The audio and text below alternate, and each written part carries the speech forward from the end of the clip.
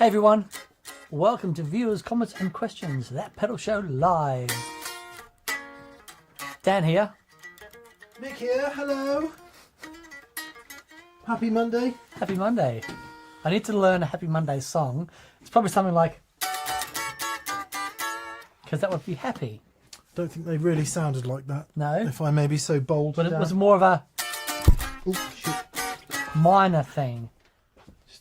Honestly. I might just give up on. I just think I might just give up on glasses. I just cannot get with it. It destroyed my peripheral vision. I can't focus on anything. Do you need? I mean, obviously, Yeah, I can't you need see. them for. Well, that's an issue. Distance, I'm fine. That's an issue. And it's just trying to see things close that's the problem. A little bit closer, a little bit closer.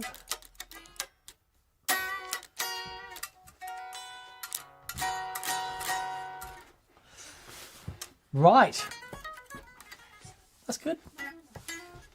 I tell you what though, I think they look lovely. Thanks. Yeah. New art print in that pedal show store. It's a message of hope. With great headroom comes great responsibility. We do sell art prints in that pedal show store, just so you know. Very beautiful. Unframed, so it will come rolled up in a lovely cardboard tube, wherever in the world you may wish to purchase from. And you can hang it on your wall as a reminder It's very good. of... it might remind you that with great headroom comes... One of the things it'll remind you about. Just one of the things it will Yes. remind you of. Yeah, okay. Monday again. Gosh golly. Look at her go. To quote Frank Zappa. I'd probably better turn the super chats off. Right. How many super chats we got down? We have 327 super chats, all from G Barge. Okay, good. I'm going to turn the super chats off. So if you've super chied up to this point, Joshua Ray Sumney, you're last in. We always like people with three names on this show. You could make a blues record tomorrow and it would sell. Shall we do some housekeeping? Because our dear friend Tom from New Ways got back and said absolutely. Ah, Amazing. well, in which case, news of the Oh, hey! October giveaway. Yes. Rosie, Rosie's you can't do that because that'd be so loud. We have two amazing UA pedals, the Brigade Chorus and Vibrato, and the 1176 Studio Compressor. Fabulous sounding thing. Yep, and two winners. So that will be this month's Patreon giveaway. You need to be a patron to be in the game, and you'll know what to do when the email lands in your inbox. If you're not a patron, maybe go to patreon.com/thatpedalshow and become one. Thank you, Universal Audio, Yes. for being so highly generous. Yes. Actually, thank you, Universal Audio. Been at the heart of our improved audio for 10 years. all of it now. Yep. All the good parts, anyway. Yeah. Yeah. Okay. What's been going on then, Dan?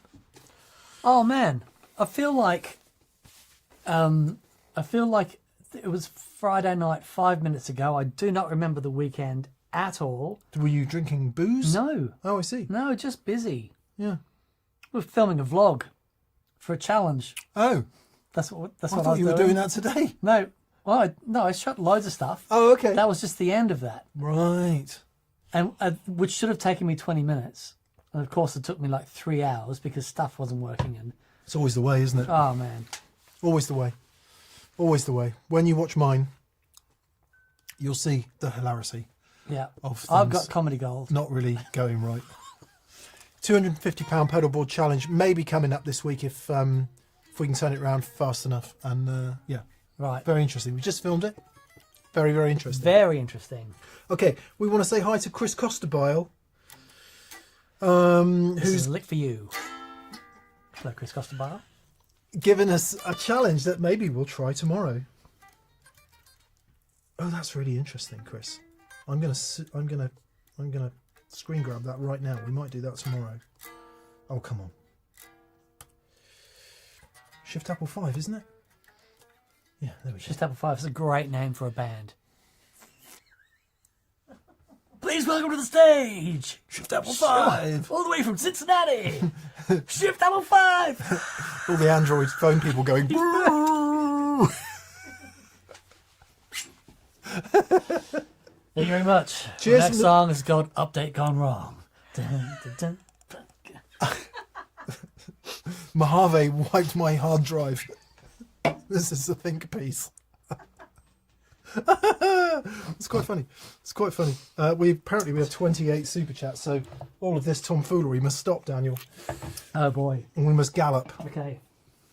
like Poldark to Trenwith.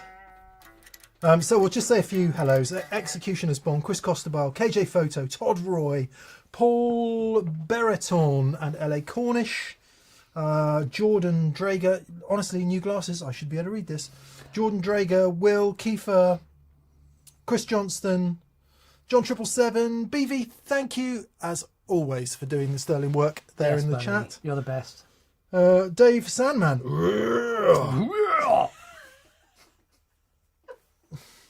Huh? Say your prayers. My son.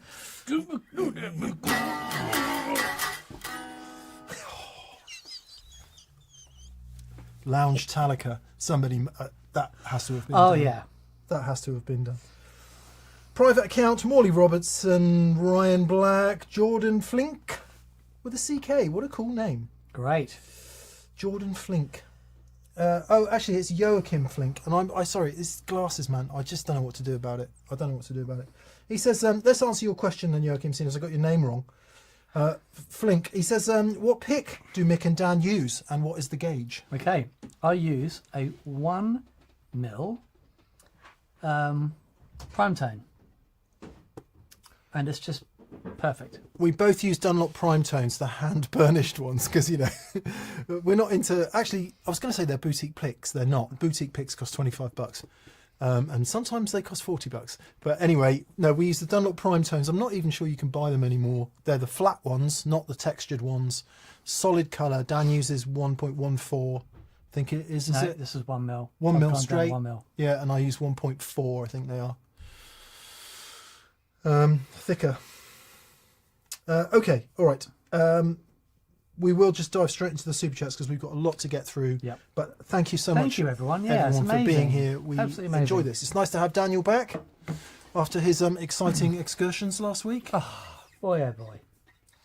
They were exciting indeed. That reminds me. I've got something in the back of the car that I need to bring in. Yeah, Don't let me forget. I know. Okay, super chats. First in this week will be. We're going to have to get a little bit of wriggle on here, Okay. Daniel, because I'm very looking forward to Meat Feast this evening. I'm so excited. All right. 27 super chats in 17 minutes. Go. Johnny T. Johnny, how are you? Hey, Johnny. Dr. Bruford on my birthday and Larkin Poe 2 days later. Amazing. Wow. Brilliant. Nice. Is Dr. Bruford Bill Bruford? Or is Dr. Bruford something different? Well, Bill's, he's stopped touring. He's done a little tour with someone else, but generally, so be very, if it is Bill Bruford, amazing. He's amazing. Yeah. Someone will tell us. Alan Sandu says, stereo Fender clean, no effects loop. Marshall DSL 20 dirty with an effects loop.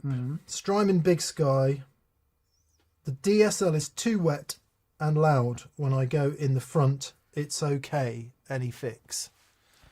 So you're saying when you run the Big Sky in the loop of your DSL, it's too wet and loud. When you go in the front, it's okay. Is there any fix? Yeah. Does your Just go loop... left and right into the fenders and leave the DSLs dry in the middle. There's your fix. That will sound amazing. That's not very helpful though. Oh, I see what you're saying. So you're using the Big Sky. Yeah. So the only Dan is right. Just run it wet dry. Honestly, you'll love it. But if you want the stereo reverb, then the only way you're going to get around this is if the DSL has an effects loop level control, isn't it? Because what's happening? The level's hitting the reverb too hard, and it's sounding much louder in the Marshall. So it absolutely could be that. Or the other thing is you've turned the Marshall up and the power amp is working and limiting. So you're going to run into the same issues. That it depends. Or you are hitting the reverb with a really high input signal. And there is a setting on the back where you can go between instrument and line level. So make sure you've got that dialed in properly. Yeah, it's, look, man, effects loops, we don't use them. They're a pain in the ass. They really are. Just all of the rigs that I've done, the rigs that take the longest to get right and dial in are rigs where we're using the effects loop. They are really good for some things. I can, totally get the, why people want to use them. But they're all so different. They all just sound so different. Yeah. Yeah. Yeah. I don't like them. No, I mean, if you're going to run a gaining amp, they're essential. There's no way around it. But that may well tell the problem. That exactly explains your problem, because you're running 1 amp gaining and 1 amp clean. So the difference in headroom in the 2 amps, the reverb is getting massively accentuated into the dirty amp. Yeah, no easy fix. Apparently we froze for a while, so apologies for that. I think there's been considerable internet outage today across the globe. Indeed. So we're lucky to be on at all. My dad says Dan's mic isn't very loud. Does anyone else concur or what? Because we are showing low level actually, which is really unusual. Okay. Maybe if I use my theatre voice. No. Oh, apparently our voices are very left and right. Oh. Ah. I don't know what. Something weird is going on. Okay. Will you not be summing? Ah, yes, panning left and right. Oh, thanks for letting us know. We shall sort that out. Apparently, Bill Bruford has a PhD in music, and he is touring with the Pete Roth Trio, the jazz trio. Amazing. Kevin the Just says, no, it's fine. Yes, the hard panning is a bit much. Has it stopped, the hard panning? Yeah. Yes, there we go. There we go. How lovely. It's because I changed the flaming channel setting last week to talk to Keith on 5 Watt World. Oh, that was really good.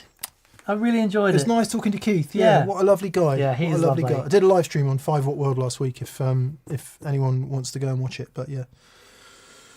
God. Well, we've done one super chat, Dan. Sorry, everybody. It's okay. Dan is sounding much more centered now. And aligned. My chakras are all in place. Good. Grounded. Good. You're back in the middle. Great. If only we had one of those pan controls that enabled you to put things in the right and left speaker, Dan. Right. That was stuck in the middle. Hurry up. Scott Curry. Hello, Scott. Hi, Scott. Have you ever traded a guitar for cheese? And have you seen Spinal Tap 2? Tell us about your best and worst trades. So I haven't seen it. Still haven't seen it. I got to be honest. I started watching it and I didn't make it through. Oh, really? Is it available on yeah, it's there somewhere. terrestrial television? Well, yeah, paid for. somewhere on the yes. Netpol. Yeah, unfortunately, I didn't. Time has been against me the last couple of weeks, and I thought if I really, I really was really looking forward to it, but I just don't have time for this. you know. I did get to the trading guitars for cheese bit, and that was funny. I've never traded a guitar for cheese. Although I did get paid in cheese for a piece of recording work that I did. Nice. Yeah. Gorgonzola. Wayne's is the Well, I'm not going to say who it was, but a singer in a fairly brilliantly significant rock band used to work for a cheese merchant. And that is fantastic. I did a recording for them, and he paid me in cheese. That's brilliant. Probably a bit of wine as well, but predominantly very nice cheese. Crackers? Yeah, crackers. It was like chutneys, the whole thing. I didn't have to supplement with additional purchase.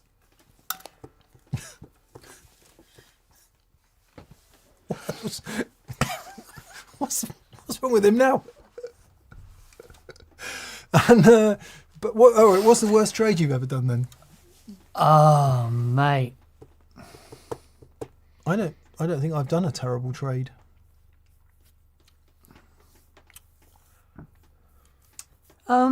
Yes, I did a bad trade. I traded an original Dan Electro, one of the delay pedals. That was nice. Thank you. Sorry, didn't mean to do that. Dan and I I was have been fighting that. I was really fighting We've it. been drinking Coca-Cola today for some reason. I'm just trying to get the energy going. Anyway, That won't give you an energy, mate. no, but it pretends to give me Right, energy, and that's okay. all. Honestly, that's all I'll need. So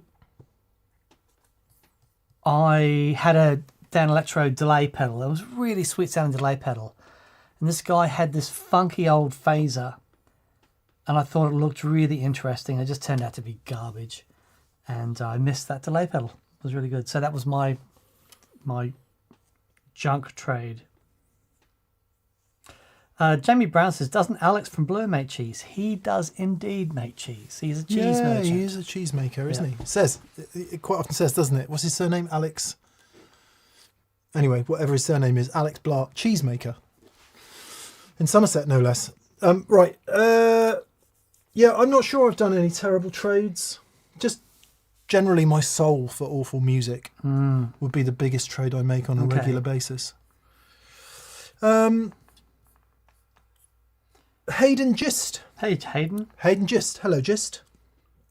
Dan, what's the story behind your discovery of and love for Matchless? Mick, same question for you and your 2Rock. Cheers. Okay. If you go to the Gig Rig channel, you'll see it might be even the very first video ever on that is a jam. This is pre-Tin Spirits. This is the start of Tin Spirits, the jam that we had with Dave Gregory. I thought I want to film this. And I wanted to get Dave down because I'd heard that he'd had a Matchless. I'd never played one. I was really excited about trying his C30. He had a head and cab. And he came down and he played and he was just magnificent.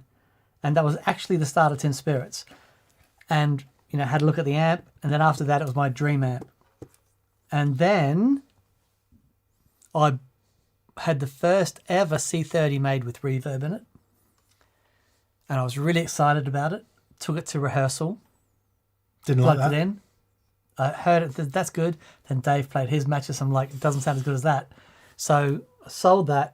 And then I now have my Matchless C30, which is glorious in every way. There we are.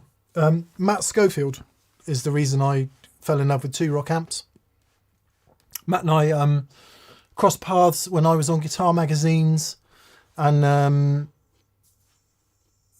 became friends, and I used to go and watch Matt play sometimes and various things, recordings and stuff like that, and his tone with his 2Rock at the time, not sure if the signature was out by then or whatever, but he had a signature 2Rock, and it was like, oh my god, and I was like, that is a new experience for me.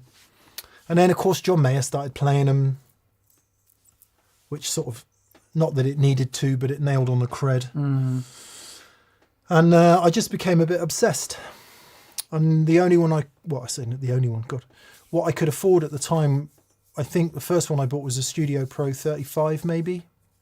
I had one of those. You had a Jet as well, didn't I had you? a Jet, sorry. Oh, that's I right. had a Jet. So they came into Guitarist for review, and a few of them came into Guitarist for review. So obviously in the process of reviewing, you take them out and gig them. And I was like, oh, wow. And I think it was the Studio Pro 50 or 35 that I took out and gigged. I was like, that's a different world for me. Awesome. So I managed to find a used Studio Pro 35, and then that ended up getting traded or sold. I bought a 50, which I then had to sell again because I was really broke. And then the Studio Pro 35, did we buy that off Pete Lewis? Did I buy it off Pete Lewis? I can't remember. Anyway, that ended up getting sold or traded to put the money towards that one, which is normally there. Yes. Did we get it? Yeah, it does something about... No, he bought it from you. Oh, did he? He bought it from you. Maybe it was that. Yeah. I can't remember.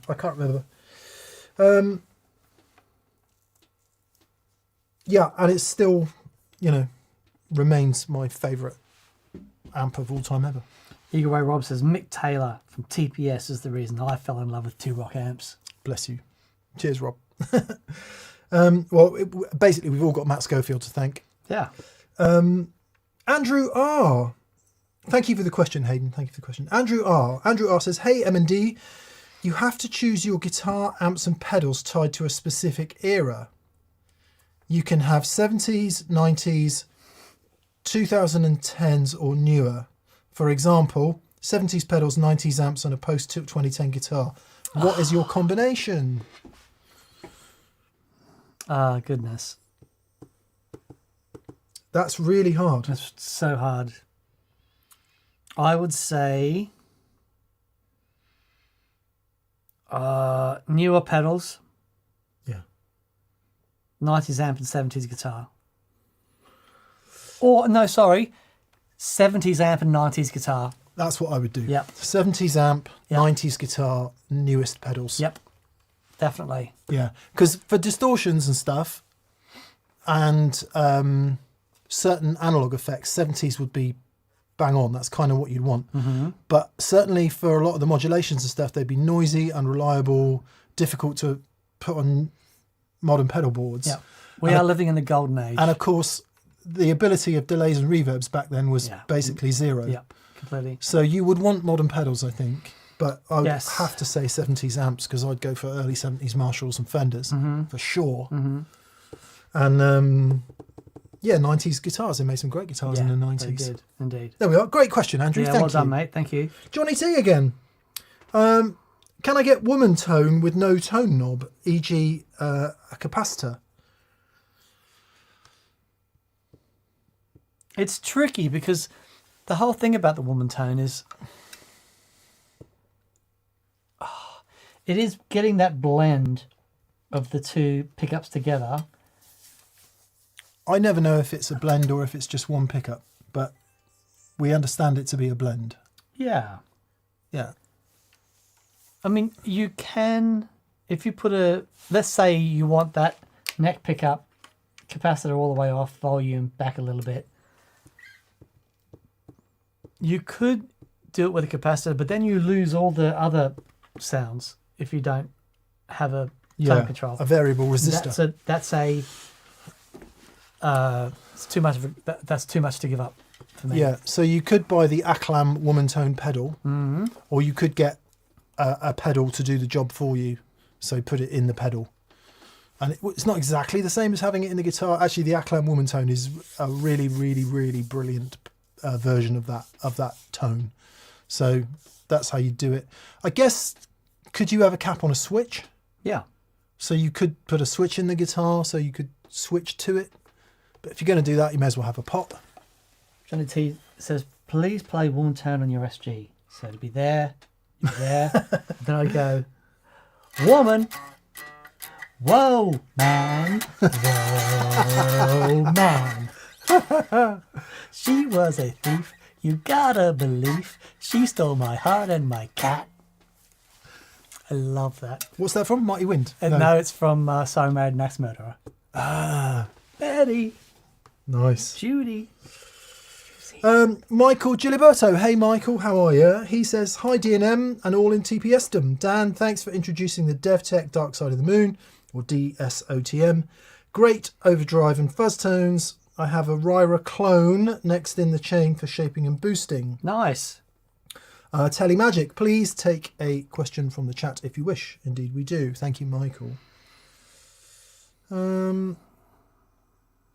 Okay, this is a really good question. Aaron says, I loved Adam Miller's playing and Nick Huber so much I ordered one. Would you say the Free the Tone SOV2 is needed for this lovely dynamic clean to slight OD sound?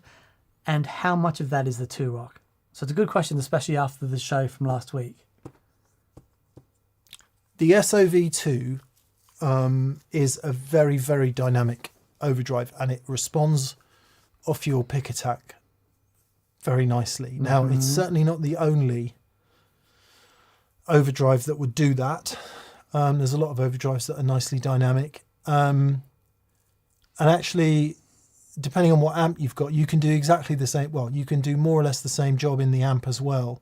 So I would say if you were going to spend, as wonderful as Yuki and Free the Tones pedals are, if you were going to spend a lot of money just to get that little bit of edge of breakup, I think there's other things that would do it for better value. If you're going to go on to use the SOV for everything else that it can do, you know, open it up and rip into it, a la Matt Schofield, the aforementioned Matt Schofield. He has a long association with that pedal, had a long association with that pedal, then it's certainly worth it. So yeah, I'm trying to think what else. I mean, you could go a long way with a Boss Blues driver to that sort of sound. Yeah, you can. Because similarly, if you listen to Andy Timmons play, his clean to breakup sound is often with the blues driver. So for a lot less money, I don't want to do Yuki out of a sale, but it is, you know, Free the Tone pedals are not super cheap. You might be able to find a bargain on eBay or Reverb, you know, used. That's a really good shout, because then if you don't like it, you can always sell it again. Is that fair? Very fair. I like it. Yeah, it was a great tone. It was a great tone. Adam came, for those of you who don't know, Adam came in on the show and brought his Huber, which he just picked up that week, hadn't he? I think, or that. Yes. First time he plugged it in. Yeah. Yeah. Great guitar. Rusto caps. Leg ends. I currently have a Partsycaster T-style that still has the original wiring from a 1994 made in Japan Telecaster. Am I doing myself a tonal disservice? How much will new electronics improve overall tone? Without knowing if you are being hamstringed by what's in there, the electronics from Japanese guitars tends to be pretty good. I will say, if the guitar is good, right, if fundamentally the guitar is resonant and the pickups are good, you will notice a difference if you have as good a wiring harness in there. Good pots and that, it does make a difference. If you swap out, I remember changing out an old harness for a new one from Monty's, and you know there was an issue somewhere in the old harness, and the new one, the guitar just like opens up. Yeah. So, might be worth measuring the pots that are in there currently. It's not necessarily super easy to do with everything attached, but one thing that can happen with shall we say more cost-effective mass-produced guitars is the variance in the pot values can be quite significant. And let's say you've got and I'm not saying this is the case, I'm just saying it is possible. If you've got a pot with a plus or minus 20% swing, you know, for a 250, that could be 200 to nearly 300. Yeah. And that's a lot. That's a huge swing. Yeah, that's a lot. For a single coil equipped guitar. So it might be worth just measuring them. I've done something this week which I can't say about because it's in a show, where having a certain pot attached to a certain type of pickup was awful. So it really does make a difference. Yeah. So measure them. Oh, yes. Interesting. Yeah. measure them. But yeah, if you feel like it's I don't think it's ever a bad thing to do to put a new harness in, is it? No. Unless it's a vintage guitar and you shouldn't really do it. Yes, but if it's a vintage guitar and there's something wrong, Oh yeah, well that's you different. know, but if it's all great and measures great, then you're golden. Yeah. Yeah. Good luck. Yeah, good luck, mate. Good luck.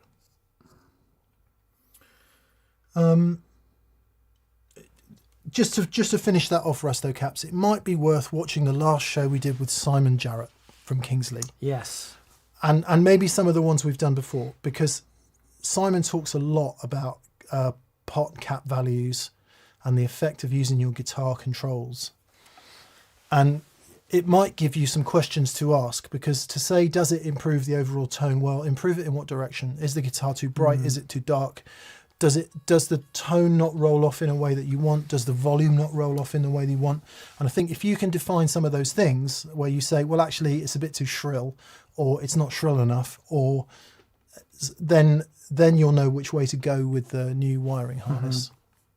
Yeah, for sure. Hi DNM, says Plink Stringley with an extremely generous super chats. All the super chats are generous, but Plink, thank you so much. That is incredibly generous. Yeah. He says, hi DNM, you get 3 delays. Number 1, fully analog.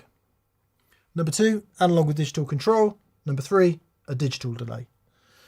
Which would you choose? I'd include a real tape, but as we know, which ones you two would choose? Thanks for being the most entertaining, informative gear channel. Thank you, Plink. Cheers, buddy.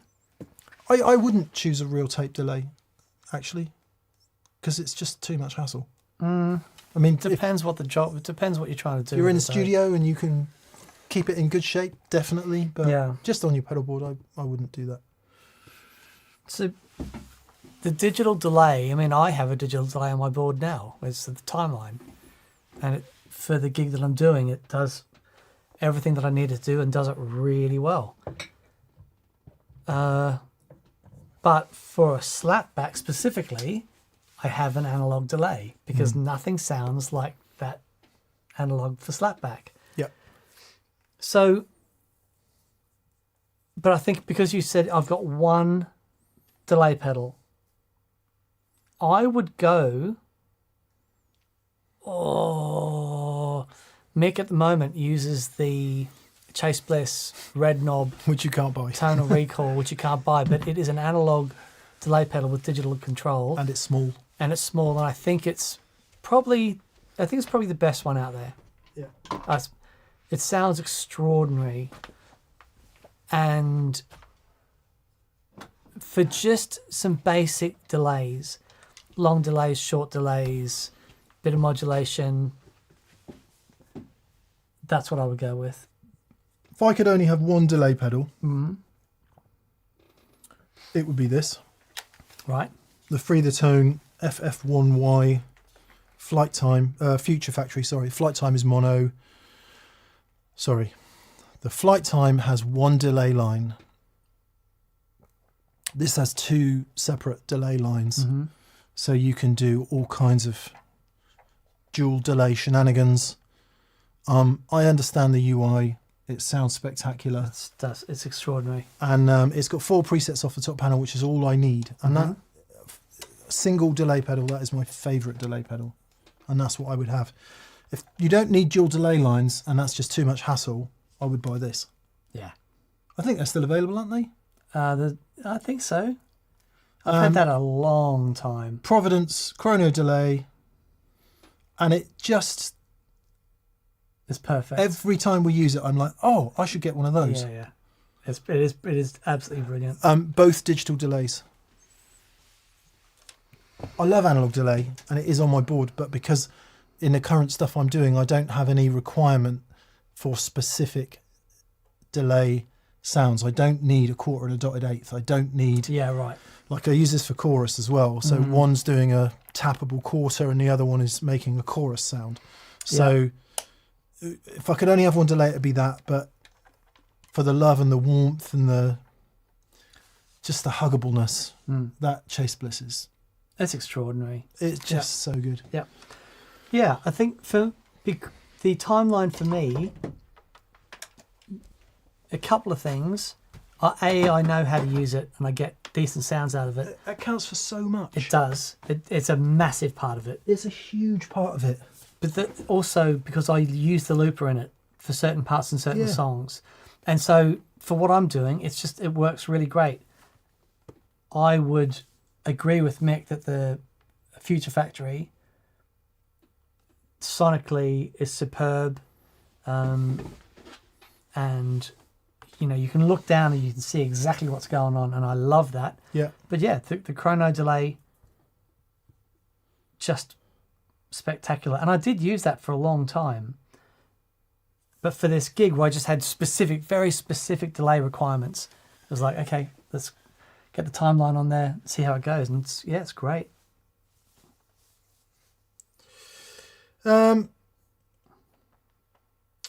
Good. Lots of people asking about what about the Sir Discovery delay. Yeah, really, really killer analog delay. Yeah, it's really amazing. I think, why did I not choose that over the Chase Bliss? I think I chose the Chase Bliss because it's smaller. Yeah, it's tiny, the Chase Bliss. I could use an expression pedal to do the level. I'm sure you can on the Sir as well, but I think it was predominantly that it was tiny. And I originally had it set up to use the Chase Bliss Faves pedal to go through a bunch of presets, but I gave up on that because I couldn't be asked. Right. So the smallness of it is something I very like. Yep. We might be buffering again. If we are, many apologies to everyone.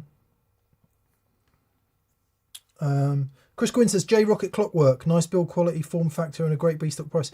Do you know what? I really, really, really want to get one. Ours, unfortunately, suffered a malfunction, and we never figured it out. So everything about that delay is exactly what I want in a delay pedal. But ours, unfortunately, died, so I don't know whether we messed something up. Tebby Bear says, is the Eventide time factor analog drive-through? It is not. No. It is not. It's one of the bugbears I had, because that, for me, considering, I mean, it's really old now, that thing, but man, you could do everything with that pedal, and it does sound great even without that analog drive-through. But because it doesn't have the analog drive-through, we can't do the wet dry thing. But what you can do is kill dry and put it in a mixer and mix it on top, and that works brilliantly because the expression pedal enables you to do that. But yeah, the time factor, all of those Eventide pedals, the mod factor, and the reverb, the black hole, and they all sound wonderful. Just some love for Tom Verlaine, says Ishenfowl.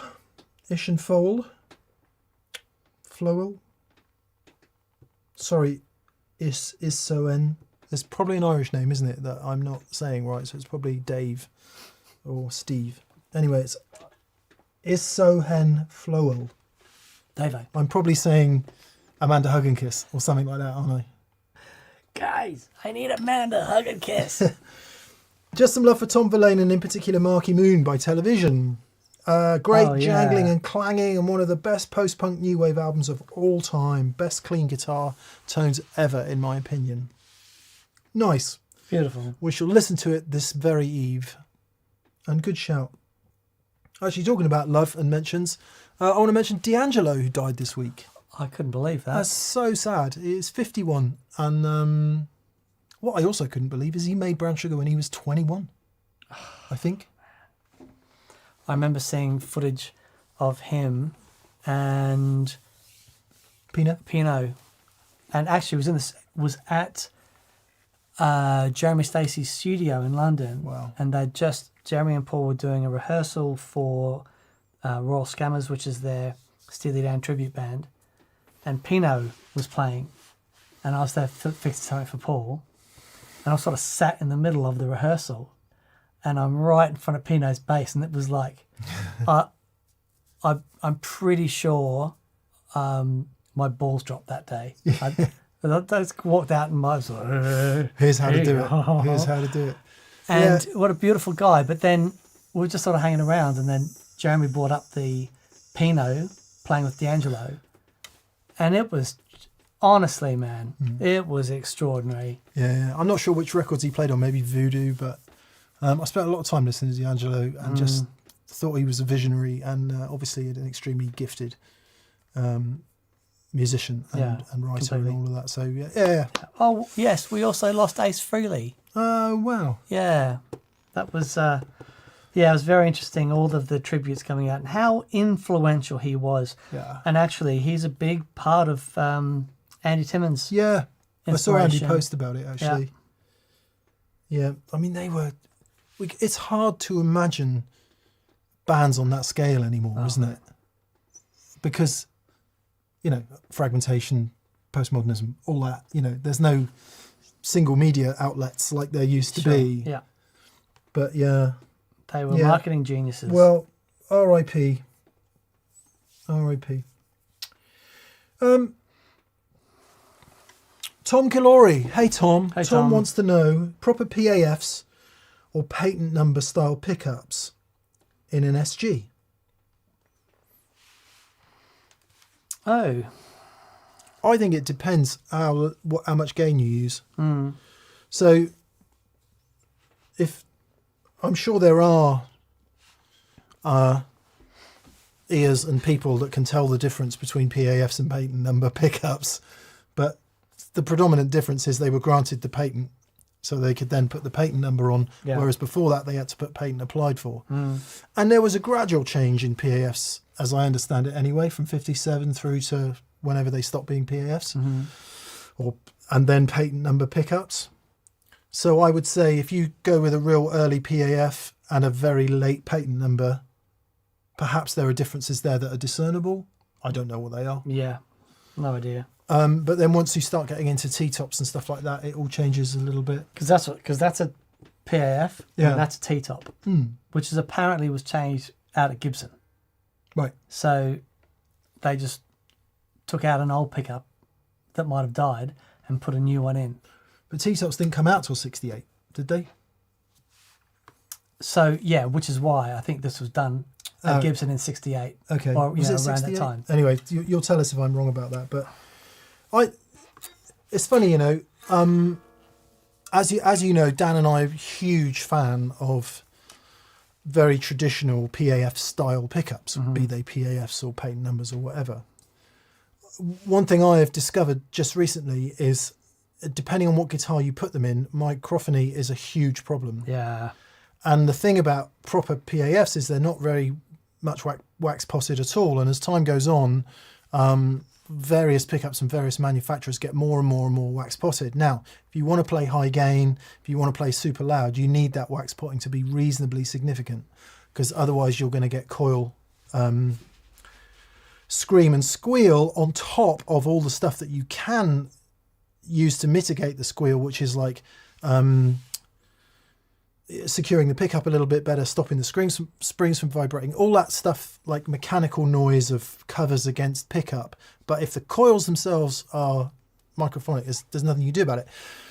Low to medium gain, for me anyway, wants a good element of the microphony. Yeah, definitely. And that's where you get that real open sound and beautiful sound. There's lots of people who go, no, any microphony in a pickup is completely wrong. But I think generations of great PAFs would be the evidence against that. So if you play really high gain, really loud, I would say go for a later style pickup that has a significant level of wax potting. If you play clean to crunchy, look at the older style pickup. Yeah. I didn't really understand that until this week. I concur completely. Because this one doesn't squeal, does it? No. But do you remember the Murphy aged blue one we had in? Pelham blue one? Yeah. That was too microphonic for me to use. Oh, okay. I wonder if this was... I don't know, maybe it was potted at the same time when they put the T-top in. I don't know. Yeah, I don't know. Yeah. Peter Hall says, as Mick mentioned last week, 57 Classics are great in an SG, but I removed them from my Les Paul as they felt flat. I totally concur, Peter. I think that was the point of the 57 Classics, wasn't it? They had symmetrical coil windings and potting. Right. I think that was the point of the 57 Okay. Classics. Again, I could be wrong. Gibson's done a lot of shit down the years, so yeah. Maybe there'll be some actual knowledge coming in on that. Steve says it's hard to even compare two sets of PAFs with one that's another. right. Totally it is. Yeah, completely. We would completely agree. Yep. So yeah, sorry, after all that rambling, cleaner to crunch, I would say go with an older style pickup. Medium to high gain, go with a more modern style pickup. Yeah, yeah, definitely. We just arrived at the most obvious conclusion in the whole world ever. Weirdly, like my Leicester has got custom buckers in, which I believe are not potted, and that doesn't squeal at all. Right. I've been reading various forums that have said the guitar suddenly started squealing.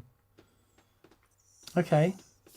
So, yeah, maybe you guys will be able to yeah. Alan Parkinson says, just give up on bifocals and accept the reality of different glasses for different purposes. I'm almost with you, Alan. I'm almost with you. Trouble is, here's the thing. I have to look here, there, and there. Mm-hmm. All which require 3 different. Couldn't you set up some sort of system where you've got the one on your forehead, and when you drop the one on your forehead, this swings apart and goes back up in a locked and loaded position? Oh, nice, like a So, sort of Wallace and Gromit type definitely. deal. Definitely. Yeah, Bit of Wensleydale, glasses drop, away you go. I like it. yeah. Magnet split in the middle here, so that when they fall away. Yeah. Okay, I'm going to get to work on that. I can. I mean, these are a good compromise, and I can definitely use them. But like, I'm not kidding, right? The top of my laptop screen is shaped like that. It's like got a huge curve on it, Right. and that's a problem when you're looking at truss rods Yes. and down the edges of necks, as I was doing yesterday. Anyway, sorry. I hope that answers that question, Tom. Raf Freitas. Hey, Raf, how are you? Hi, Raf. He says, hi, D&M. You get booked for a Halloween gig. What are you going as? P.S. I need a little Stonehenge to complete my Nigel Tufnell costume. I've only got one bass here, mate. Oh, no, I haven't. Oh, no, I haven't. That's for you. Oh, hang on. No, I'm thinking of Big Bottom, aren't I? You are.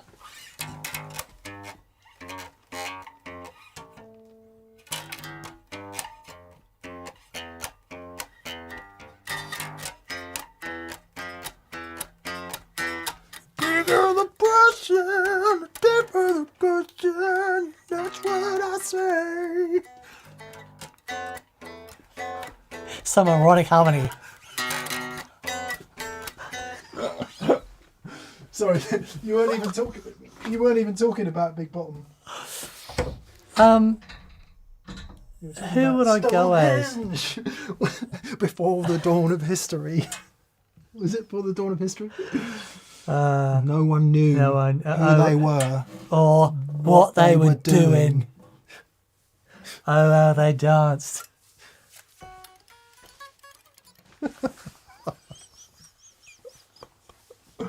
I watched the Blues Brothers the other night, I haven't seen that in years. and he comes out of prison and they drive, and he's like, the day I get out of the joint, my own brother picks me up in a police car, and I'm like reciting it. It's like, what? Boy, boy. You'll never get, who's it? Matt and Mr. Fabulous out of them high-paying gigs. Anyway, right. What would you go as? I'd go as...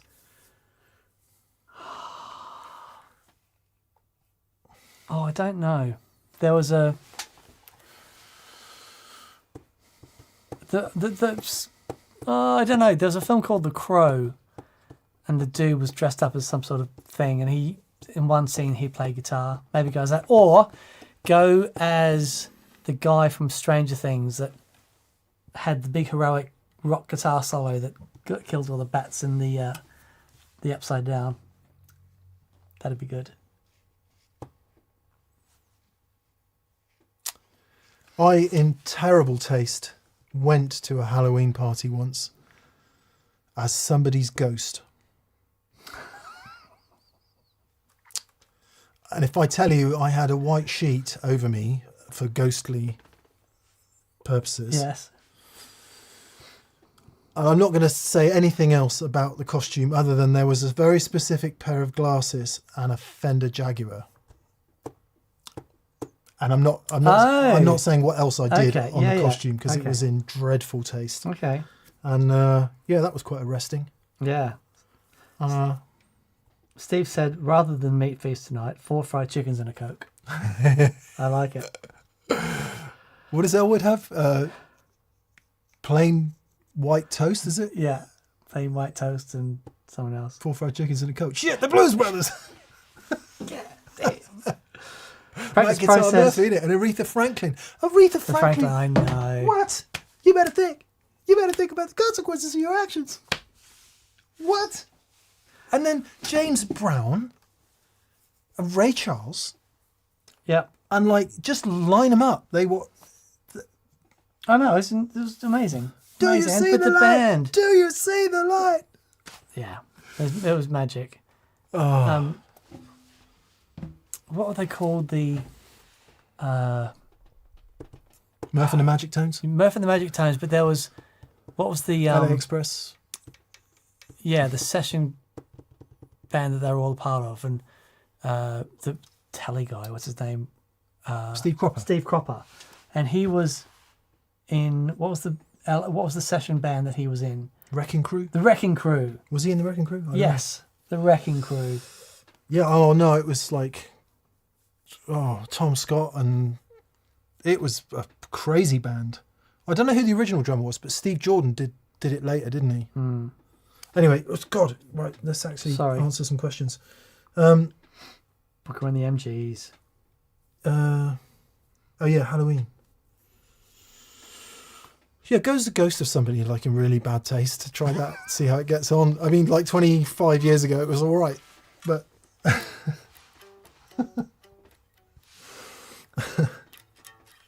Chris Costabile. Hello, Chris. And this is what I screenshotted earlier, which we'll do. Jam Night Challenge. 1 guitar, 1 amp, 4 pedals. The genres are rock, funk, blues and country, drawn out of a hat. The kicker. Play the style as a duo, alternating lead and rhythm for the set duration. Best rig wins. I like that. I really like it. Yeah, that's a great great idea. Yeah, brilliant. It's a great idea. It's a great idea. Thank you, Chris. Executioner's Bong. You could go as the Executioner's Bong to the Halloween party. He says, Toes, do pedals have varying degrees of stereo separation quality, like buffers, or fidelity? Much love to all the TPSs from autumnal Indiana. So they absolutely do, and it comes down to DA converters. It comes down to the way that the stereo is done, and of course, buffers and preamps and that sort of thing. But one really interesting thing about a stereo pedal, take a stereo reverb for example. If you hit a stereo reverb with a ping pong delay, and not all stereo reverbs, but some stereo reverbs do this, and it can be a bit annoying. What happens is... Can I interrupt just before I lose course. this? Practice Process says Shreddy Krueger. Shreddy Krueger's genius. Come on. Yeah, that's great. There you go. Sorry, Dan. It'll disappear and then it'll be lost. Right, so here's my input signal going into the reverb. So I've got 2 separate, and they're ping pong delays going bing, bing, bing, bing. They hit the reverb. What should happen is those 2 signals should get processed independently, creating a special reverb, and that goes out left and right. So you get reverb ping and reverb ping. But actually what happens is, in some of these pedals, is you get the left and right, and they still go through drive-through left and right, okay? But the reverb, the reverb is created by summing the left and right ping pong. It sums that. It creates a stereo reverb from a mono input of those 2 left and right summed. Creates a stereo reverb, and then that goes out and is mixed left and right. that because it's created by summing the mono, in the reverb you will hear the ping pong isn't separated. You'll hear it clearly from both sides, and that's quite a common thing to do, to sum the stereo input, create the stereo image from the sum mono input. And I find that, so basically what I'm saying is, if you're after a stereo pedal that doesn't do that, make sure you're aware that some pedals do that and some don't. The CXM 978, as glorious as it is, does do that. There's, I know the Mercury X doesn't do that. But yeah, so that's one area where you have differing degrees of stereo separation. There we go. There we go. AS says, did you have a cardigan too, Mick? Yes, I did. Todd Roy says, was it a pointed white sheet? It absolutely categorically was not, Todd. But I did it. There was a cardigan. Tommy Williams says Steve Cropper wasn't in the Wrecking Crew, possibly mistaking him for James Burton. Yeah, I didn't think he was Wrecking Crew. Steve Cropper was in the Stax band. Yeah. Thank you, Eric. Yeah. Yeah, I know I said Wrecking Crew, but yeah, I knew he wasn't that. Gordon Rankin says, why some? Why not just keep the stereo chain? I don't know, Gordon. I think the reason they do that is to have...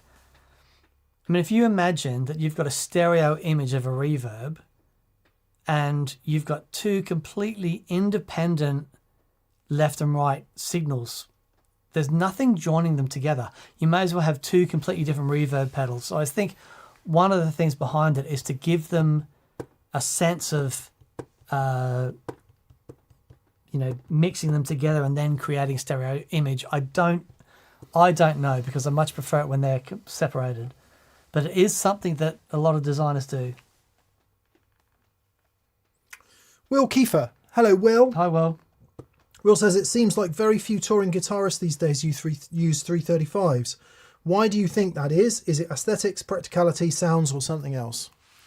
Well, I'm going to mention Noel Gallagher, who absolutely had a 355 when we saw him playing Wembley Stadium. Yep. I'm going to mention Dave Grohl, who uses the Trini-inspired DG 335 in stadiums the world over. Yeah, and then you've got... all the people that play sort of 335 alikes, and I'll mention the guy from Kings of Leon. Yeah. He still plays his, doesn't he? Is that a 225 maybe? Oh, that's interesting. And there's another really amazing guitar player whose main guitar is a 335. Young guy... Anyway, it'll come to me in a minute. Corey Congilio? Corey Congilio. Is it Congilio? Sorry if I've said that wrong. Yes. Legio. Sorry if I've said that wrong.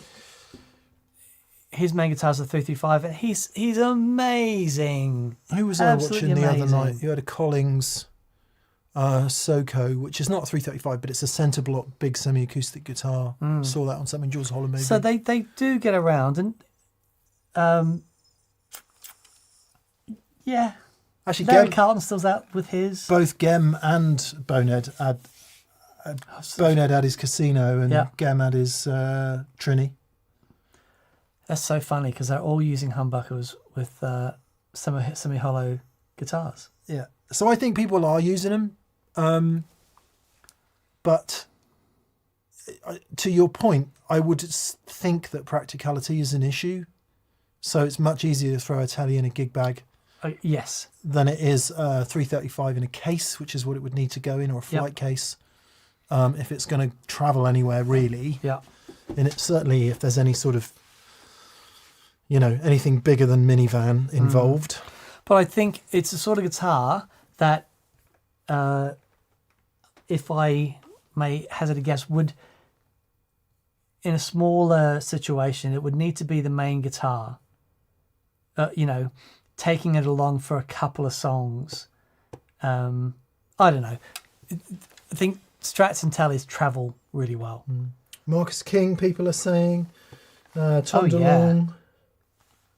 George Thorogood, Jack Roosh. Yeah. So, yeah, it's funny. I guess it depends what your optics are, isn't it? Whether you follow a certain style of music or you watch a certain kind of, but like watching stuff like Jules Holland, which is British TV show, for those of you who don't know, sorry, and he has lots of cool bands on. Glasto, you know, stuff that I see on the TV. I see quite a lot of those guitars. Yeah. Steve Howe says, Mr. AC Angus Young DC. Steve Howe played a Switchmaster for the longest time. I'm sure he probably did use a I know 175, didn't he, for a minute? Yeah. Jordan Drager. Hey, Jordan. Hi, Jordan. Jordan says, afternoon. Thoughts on power scaling, like Morgan's variable version or Marshall's switch, in regards to attenuation. I'm a bit confused on the topic, since a lot of your thoughts on the downside of attenuators could easily apply to a bad master volume. Yes, and it can. Yeah. It can. Do you know how power scaling works? There's a couple of different ways, but it's a variable voltage applied to the grid of the power valve. That's how I understood it. Yeah. And there's Hamster do it, Lazy J does it, Morgan does it. There's 65 amps do it. I think they're the ones that sounds really good. I mean, they all sound great. It's the problem that you've got with it is it basically makes the power stage less efficient. So you do get characteristics in some of the overtones. I think the power scaling can work when you just have it on a little bit. Yeah, it's like the attenuation, just one notch. Exactly that. Yeah. So, right. Hand gestures coming in. Mm-hmm. Here's where you want the amp, right? That's your sweet spot. Master volume puts it here. So you're not getting there. And all this harmonic interest here, if the master volume is too low, nothing's working right? And it's all a bit plinky and not very nice.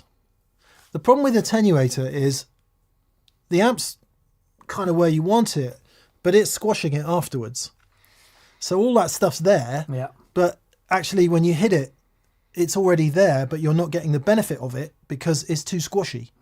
So you're there, but for example, if your master volume's down here and you hit your guitar nice and hard, all that happens is it goes plink, and the amp doesn't squash, nothing gives in. You can't caress a lovely chord and then hit into a lead and get all that dynamic information, which is what happens when your amp's here. Because what we have is too much sensitivity in the pick attack. Here, with the attenuator bringing it down after, we don't have enough sensitivity. Because the amp's hammering and the attenuator is doing the after job, doesn't matter really what you do with your pick, all that headroom and everything is gone because the attenuator is taking it away. Yeah. So whether you do it with like 3 to 6 dB on the attenuator, or whether you do it with a bit of power scaling, I think, I agree with you, both of those options are better than a master volume set too low. The problem comes when you power scale it right down to nothing or attenuate it right down to nothing, in which case, and I know people will disagree with this, you may as well just get a smaller amp. Yeah. Because unless that output transformer is doing what it should do, unless those tubes are seeing some significant voltage across the plates, then it's like having a Porsche and driving it around in first. Yeah, I agree completely. I thought that was a good analogy. Yeah, it's really good. I'd love to drive a Porsche around in first. That'd be brilliant. It's a bit grabby. Yeah, that's right. So that's what we think. One of the best power scalings I ever heard, and I just loved it, was in the Shure Badger. Oh, yeah, right. I think it was a 38 maybe. And I was like, oh man, this is how this should work. It was so natural and just edged off a little bit. Right. It was like, oh yeah, that sounds like much louder amp, but not so loud. Yeah. Okay. I like it. I like it. Hopefully some of the rest of you will come in on those comments with a bit more intelligence, with any luck. Gordon Rankin says it changes the characteristics between the output tubes and the output transformer. Anyone who has changed bias or main voltage adjustment can hear the difference. It also changes the headroom over the entire amp. Plus the power transformer is changing the tone of character. Yeah, that's absolutely. Yeah. Yeah. To the point, I think I would rather hear like a Marshall. God, pardon me. The 20-watt PA head. What's that called again? Oh yeah, That anyway. Yeah. One with the 4 knobs on the front. Yep. I'd rather have one of those in its sweet spot than 100-watt attenuated. We've done that show, Yeah. and it was overwhelmingly Yeah. yes. And then the question is, well, what about a 50 then? And then that is really about how loud you play. Yeah. The Marshall and the 2061. the amps that we had in the show that was on Friday, and thank you all for watching that as well. It's a great, really fun show. But how astonishing the difference between the 150-watt Marshall. It was amazing. What Marshall needs is a 75-watt amp.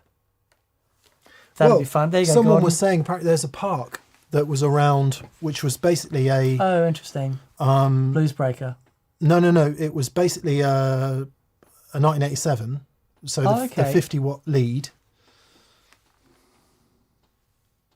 But with 6550s? Yes. Or something? Okay. Like really big bottles. So with big bottles and presumably, I don't know, whatever. Big output transformer. I don't know. Apparently it was the same. It was just tweaked for more watts. Oh, more okay. power, and that park amp, and I just read that and I was like, oh my god, I bet they're like a gazillion pounds. They are fabulous. So I remember when I was doing a bit of work for Stu G, and he had a Park as his main amp, and what a killer sounding amp. Does he ever get called Stug? Stug. It does now. Stuggy. Yeah. Yeah, a really, really lovely guy. Yeah. Tell you what I did find interesting is the 100-watt Marshall was hurting more than the high watt. Oh, yeah. And I don't know whether we could have kept going with the high watt, but there was something about the delivery of those frequencies. A lot of people said, actually this is an interesting point, or I found it very interesting.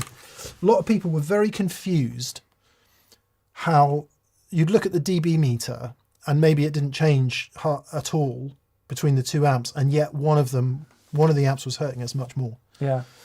And as I explained in the comments to a few people, it's like, yeah, if the amp's putting out loads of bass and quite slowly putting out that bass in terms of transient, the dB meter still hears it as really loud, and registers it as really loud.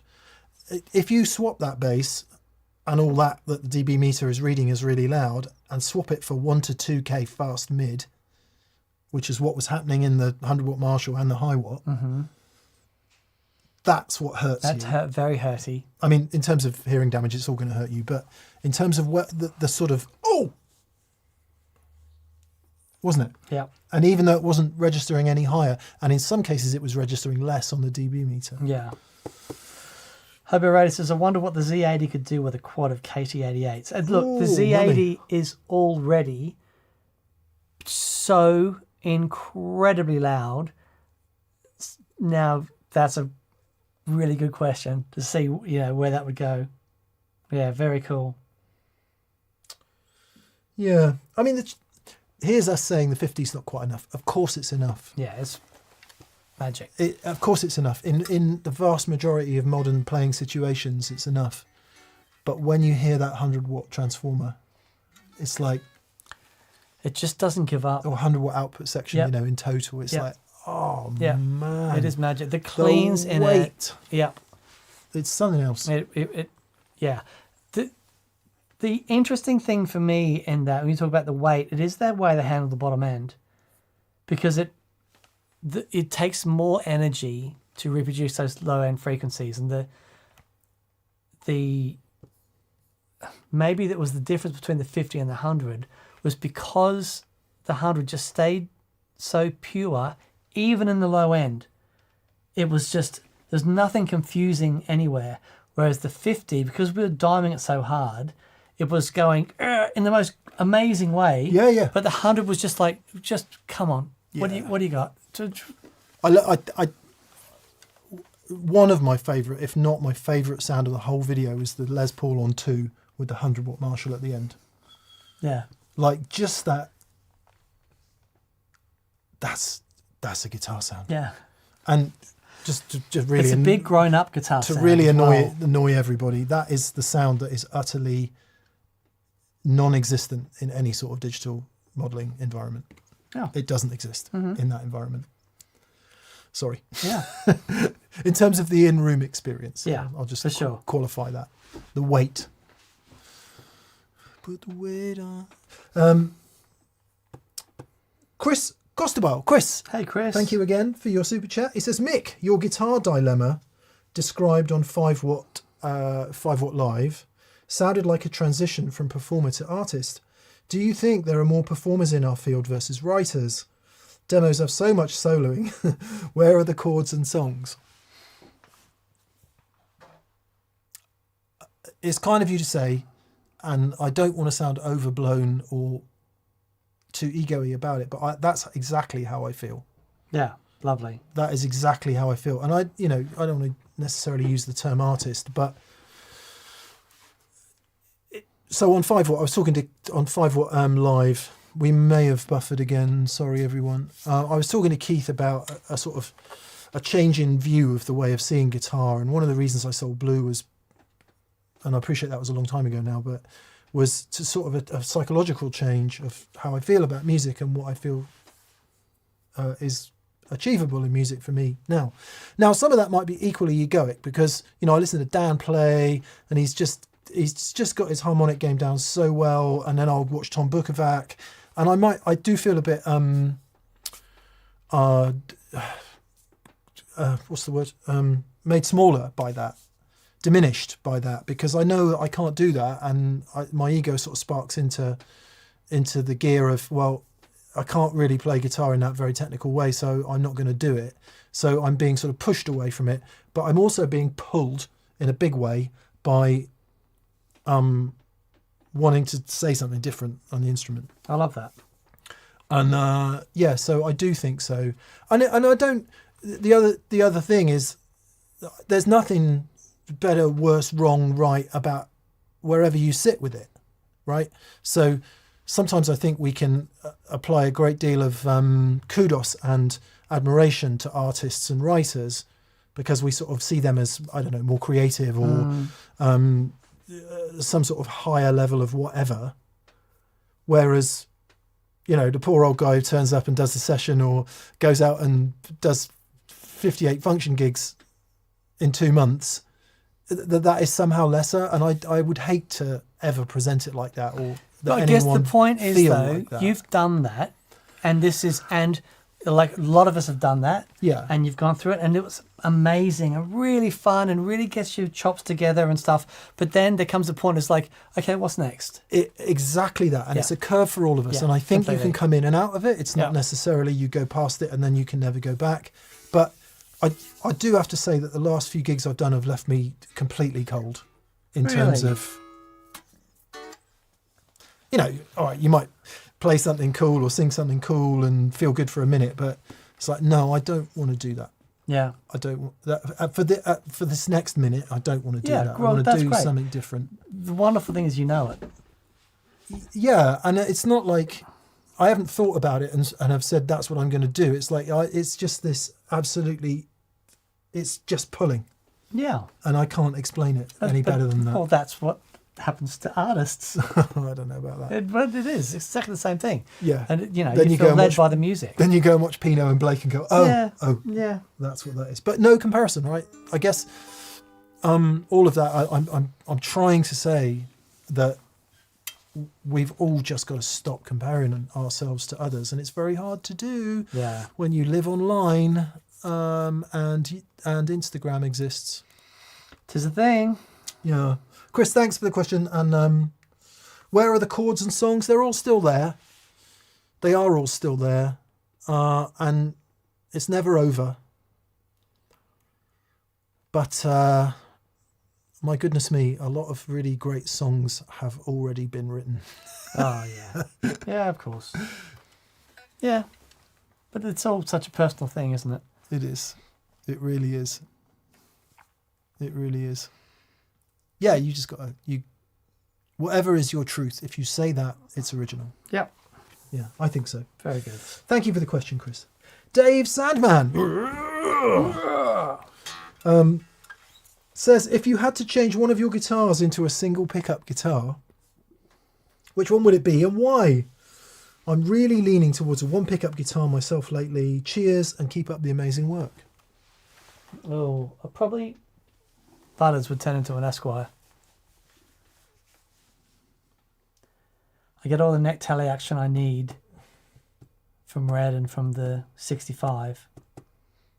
Butters, I think, would be a super cool Esquire.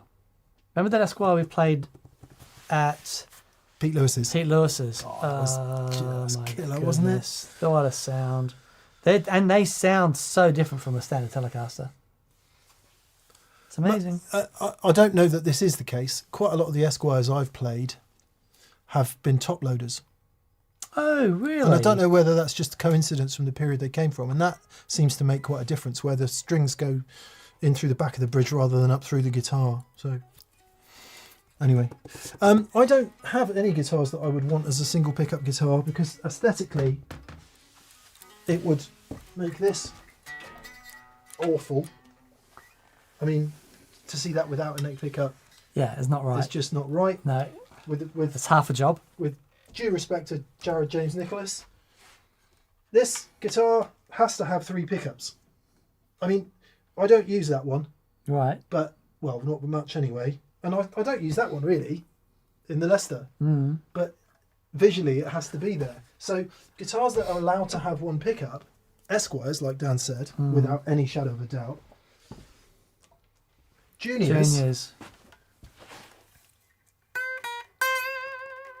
Look how loud that thing is. It's insane. And single cut, like Les Paul Junior's mahogany body. So I do have a Collins 290 which has a single pickup, and I love it. Maybe the odd Gretsch could Yeah. use it. Victor Gustafsson says Malcolm Young. Yeah, He had that single pickup in his Gretsch, didn't yeah. I think again Malcolm's Gretsch, even though it's a chambered body thing, has got a Junior vibe to it to me. he? Yeah. Yeah. Even though it's not that. So that's what it would have to be for me. I don't want to strap with a single pickup. Unless it's like an overtly rock one, but I don't have any of those. I can remember being at the Harbourside Brasserie in Sydney, having just watched Alan Holdsworth play with his band, and I was so overwhelmed. And then I was getting ready to go and looked over at the bar, and Alan was sat there just by himself having a drink. So I just went and said, "Hey mate, can I buy you a drink?" He's like, "Yeah." And I sat down and I had a chat with him for like half an hour. He was so lovely. And what I was astounded at was he was playing single humbucker guitar, right? And I'd never heard cleans like that out of a bridge humbucker before. Holdsworth. Yeah. Yeah. And I'm like, how do you do that? And he says, I've always wanted to be able to get all the sounds I need from a single pickup. He said, I don't want to be flicking around. I just want to get them out of the single thing. So he worked really hard, sculpting that clean tone so it worked with that single pickup. And it's like, everything that he did was so thoughtful and so on purpose. And I'll never forget that gig. It was just astonishing to see him do that up close. And it was like breathing for him. It's just effort. There's no effort, just flow. Yeah, and the whole, Sydney crowd just sat there going, oh my God. Yeah. Completely awesome. different thing. And then not unlike Alan Hines as well. Yeah. When they go to that bridge pickup distorted sound, it's so fat and like Yeah, it's fluty and lovely. Yeah. I don't know if the question came because of the chat with Keith from Five at Will, but he's a big fan of single pickup guitars as well. Tom DeLong, somebody just said yes. Of course. Leslie West. Go for it, Dave. Yes, Go for mate. the one pickup guitar. It is pretty liberating, actually. Yeah. But I think, well, we don't need to say it again. Morley Robertson. Hello, Morley. Greetings, TPS family. I love Friday's show. I can see why you love the 2-Rock mic. I'd like to see some different speakers on one amp to hear the tonal changes. It would be fun to hear the difference. A lot of people said the big winner in that show was the speaker.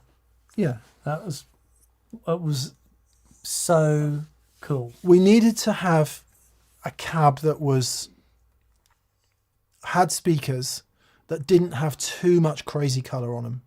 So if you'd use greenbacks, Yeah. I think you'd end up hearing so much of the speaker because Certainly at that volume. they would compress and distort on the end of the 100 watts in a really big way. The 65s, especially with their slightly lifted bass resonance, fairly high efficiency, I think was a reasonable choice for it. Magic choice. And then also if you add a closed back 412, that changes everything again. So to your point, the cab and speaker just makes the most colossal difference. It really does. And there was quite a lot of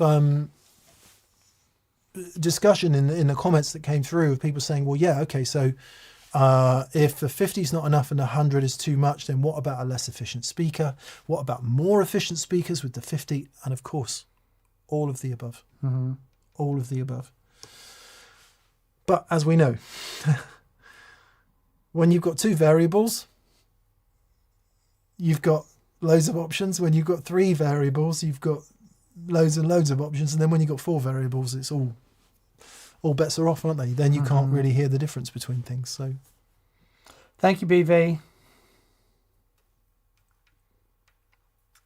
A bit of commenting going on. BV's on it. Oh, I see. Bit of argy bargy. A bit of bargy argy. I had to block somebody this week. Oh, I love blocking people. Yeah. It really gives me great joy. There's been someone that's been trolling me for a while. No way. Yeah, and I just let it go, because I don't want to get involved in it. And to a point, it's like, yeah, we got to let it be free, and we got to let people say what they want to say. But I was like, nah, 3 strikes, mate, and you're out. Yeah. Goodbye. Yeah.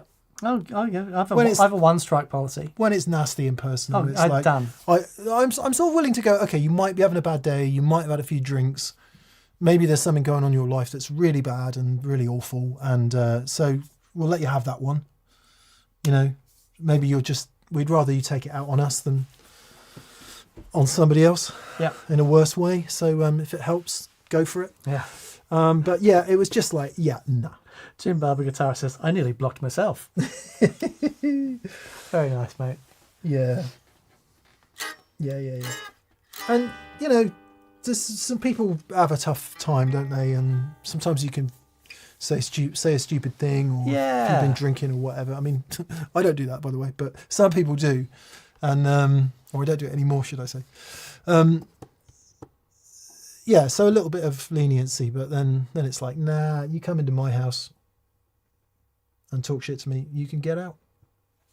Absolutely. Yeah. Look, we've said this before. This is a place where we can all hang out and talk about guitars.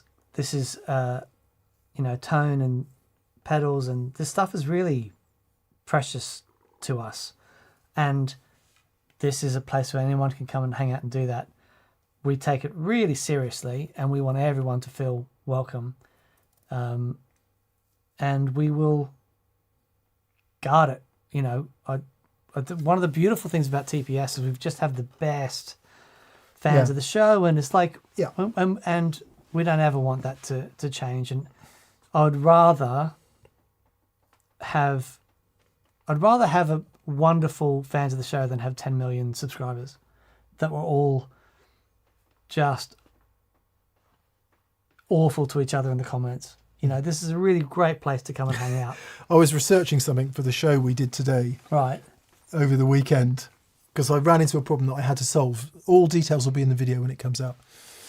And like, no matter where I went, by the fourth comment down, they were yelling at each other, basically. Oh, man. Yeah.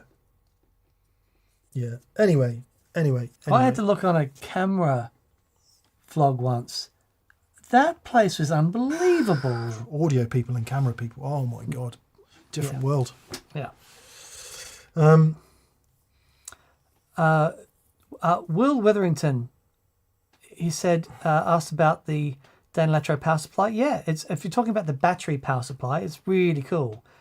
I remember I made a supply that did exactly the same thing for Josh Smith, and thought, oh, this is really fun.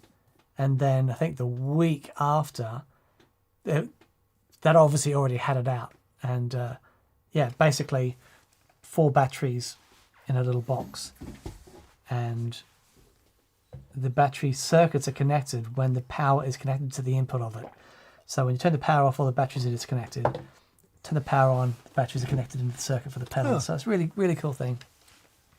Nice. DeWitt.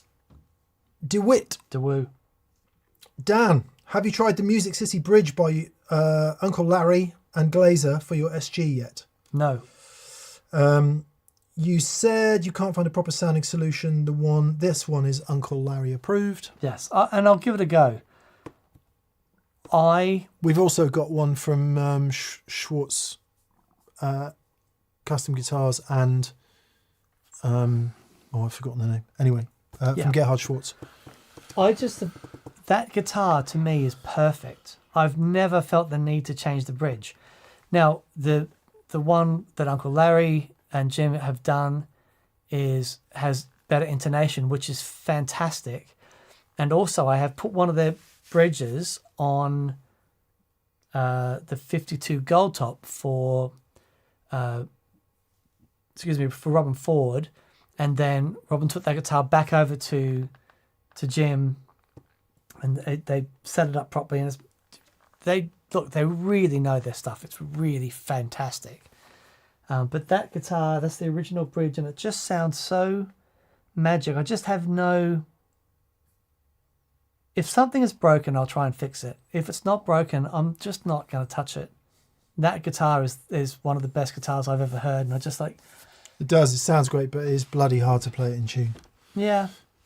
I don't mind that, though. No, great. If you, yeah. Yeah, I mean, I remember I was trying to play, was it that, how's it go? Oh, yeah. Oh, we so should have done that in today's video. And it's like, it's impossible to play on that guitar. Absolutely impossible. And I'm trying to play that on a telly is hard enough. You should play it how I play it. Or had to play it when it got cold once. What key's it in? I think it's in D.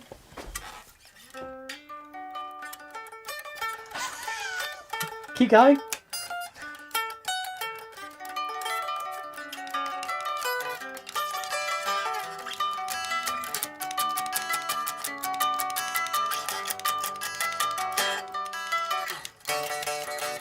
I do like playing it on bass.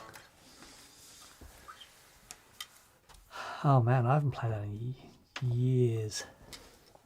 I tell you what, one of the things I like playing about bass is that when you've had a song fed into your ears for 10 years, you can just play it on the bass. Yay! Pretty much. You might not be able to play the correct bass line, but you usually get the root notes right. Oh boy. And I'll say again, if you're a semitone out on the bottom string, nobody notices below the 5th fret. Hang on, I better roll all the tone off for this one. That's why those guys that had the boxes with the bit of broom handle and that bit of cord connected, and they just get, and it didn't matter what notes they played, it just made a bass sound. Some sort of rumbly bass sound. That's it. That'll do.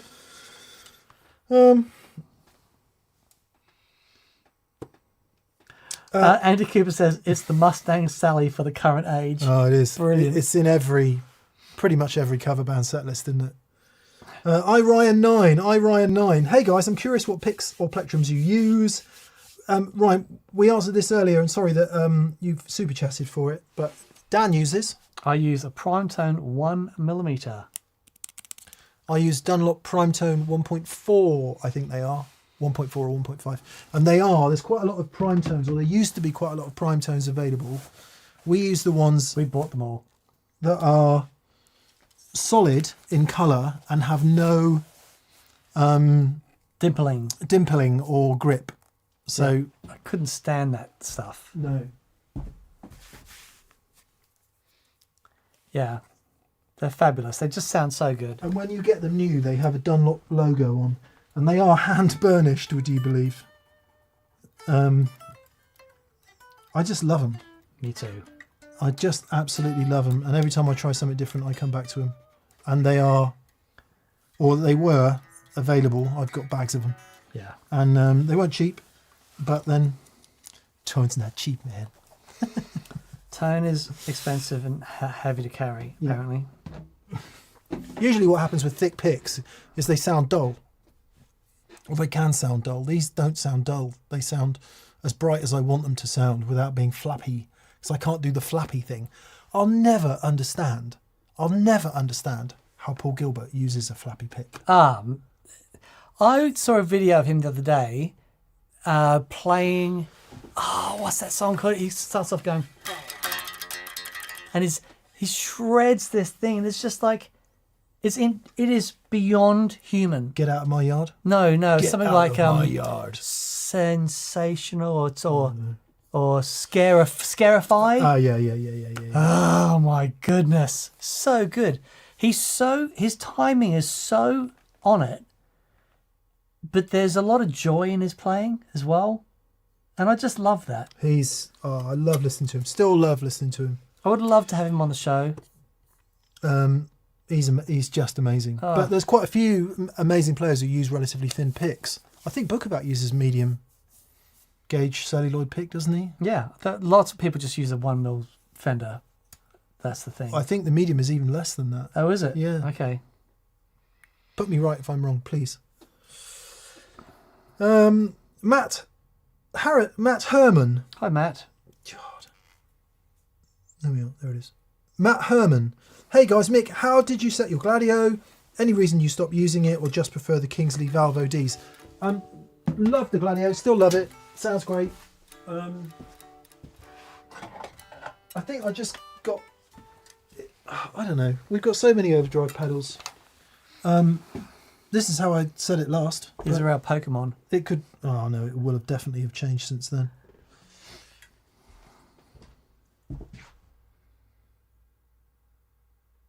It's a good looking thing. Yeah, I can't remember, to be honest. It would have been with the comp off, so in the least compressed, because I never like that. Despite whatever this switch is saying, I never like it too compressed in a pedal. And I think this one was one of the really early ones that were through hole. And before he changed the voicing on the second channel. Right. I think, but I don't know. And yeah, like it a great deal. Just started getting into the tube overdrives after that, I think. It's always hard when you sort of really love something and you stop using it. Everyone's like, oh, do you hate it? It's like, no. Yeah. No. Same thing with when I stopped using the camouflage, and I think the camouflage is an extraordinary sounding flanger. Yeah. I just helped design my dream flanger. It's like, it's, many delay lines doing lots of lovely things, but the camouflage is still, it's just fantastic. Straight mono flanger. Just amazing mono flanger. Same goes for that. I love that too. The Duelist. Oh, the Duelist is awesome. Yeah. And I love his is it Octaworld? Octaland. Octaland. That thing really is great. Incredible.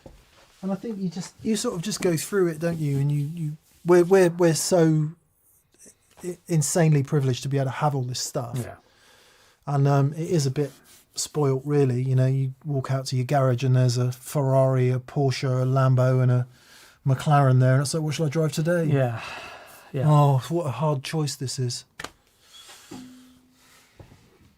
Transit van for me, please. Yeah. We're not doing that, by the way, just in case you're wondering. No. It was an analogy. Just making sure. Yeah. At the moment, I get into my car and go, oh, the rear back tyre has gone down again after having my cracked alloy fixed for the 3rd time. I've been chasing a rattle in my car for 5 years. Don't spend money on cars, people. Spend it on guitars. Because Yes. if you buy the right ones, they'll always be worth as much as you paid for them. Yeah. Peter Hall. Right, Peter, we've got no question from you. Maybe BV has furnished us. Or we might be low bit rate again, I'm sorry to say.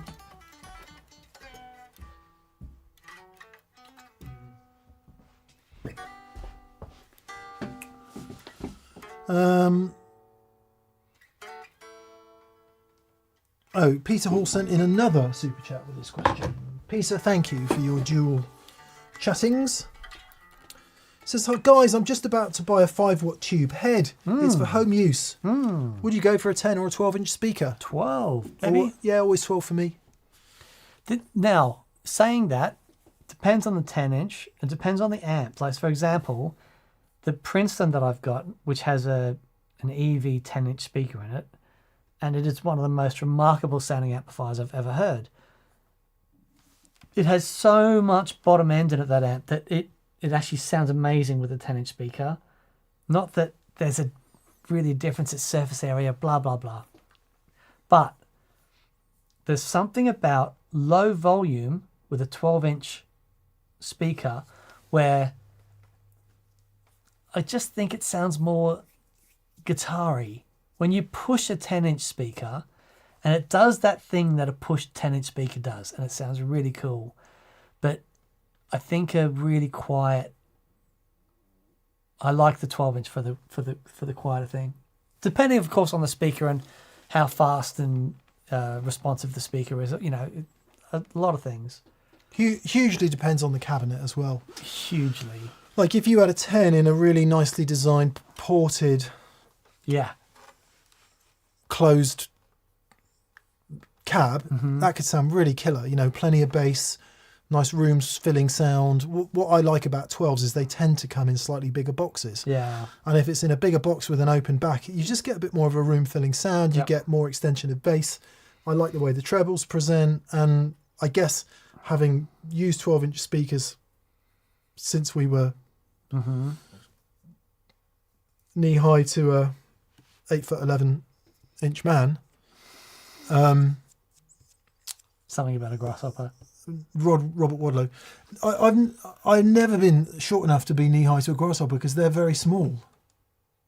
But Robert Wadlow was massive. He was 8'11", right? He was. I remember being a kid. They had Robert Wadlow's growth chart. Yeah. You know, So we might have been knee high to him at some point. he was on the basketball team apparently, and he'd just walk up with the ball, just keep putting it in the basket. So At like 16 or something. Amazing. yeah, so it depends on the cabinet design, but the other thing about 12s is you've got infinitely more choice of 1x12 cabs than you have 1x10s. Yeah. So, yeah. I'd also, a 2x12 cab can also sound really nice at low volume. Yeah. Yeah. But yeah, Might be a bit low, might be a bit much for home, but I don't know. I think they sound really good. But yeah, a 1x12 in a nice cab, you're magic. We've got knee high to a P bass, knee high to a 4x12 cabinet. This is nice. Yeah, so Combustion Engine says the AC15 gives the 12-inch speaker quite a bit of space and sounds great. It absolutely does.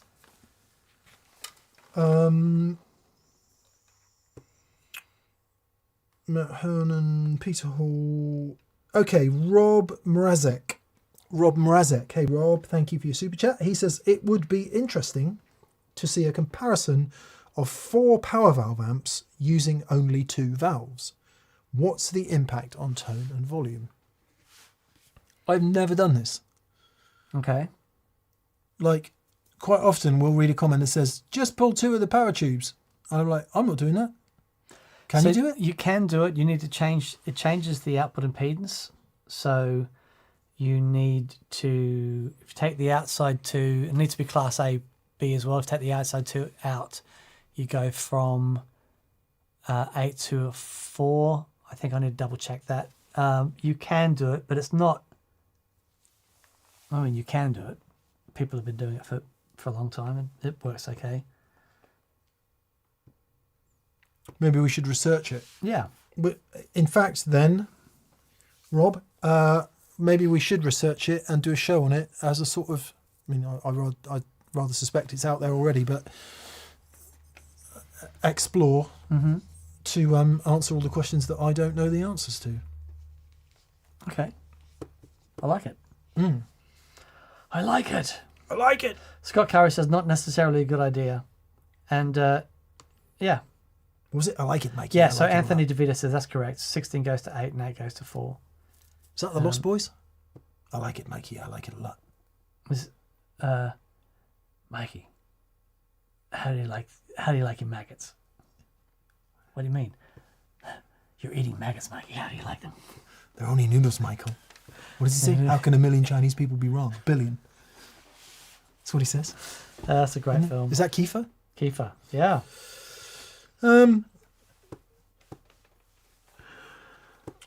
Good luck, Peter. Jamie Brown says thank you. Well, thank you, JB. Thank you, Jamie. Thank you. And PC Anasky has super chide, but has not asked a Q. Big Hairy Guitars says it's Robocop. Now Robocop was, I like it. That's after he shoots that gun, and it's the SUX 3000, the car that he shoots with that gun. Oh, I like it. He was brilliant. And then he goes into the nuclear waste and then comes out sort of half eaten, and then he gets hit by the car. It turns into soup. Great film. There's only one quote I know from Robocop, and it's not repeatable on a family show. Okay. Joshua Ray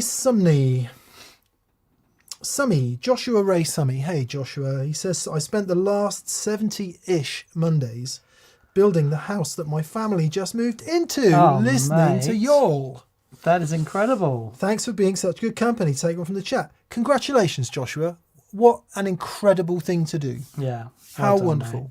Good for you, bud. And I'm glad that we were there to, be part of that. He's there We're going. in the walls, Dan. Great. Well, you know. You can't dust that pedal show. You can't say that. You can't say that. Oh, my It's goodness. a 2-word review. Well done, Joshua. Well done. And thank you. That's bud. amazing. Anyway, PC Anasky, or P Canasky, says, have you played Tubesteader pedals? Tubesteader. They're a Canadian-made tube preamps. My experience with them has been ace. Okay, Tubesteader. Let's have a look. Tubesteader. We the answer to the question is no, we haven't. But yeah, let's have a look. Oh, they look nice. They're for sale in undertones. Okay. Maybe we'll have a look. And Nice. they are confidently priced, which we always like. Very good. Yeah, nice. Thank you for the tip. Thank you for the tip. Daniel? Oh, you know what we should do? We should do a Dumb and Dumbler.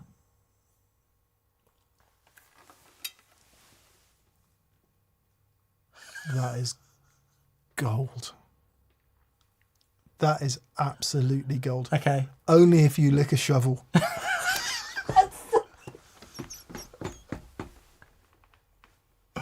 We are so doing Okay. Dumb and Dumbler. Awesome. Yeah. Bravo. Thank you, mate. Thank you. Bravo. Someone mentioned Dumb and Dumber, and I, being ADHD and a little bit, what's the word when you Forgetful? No.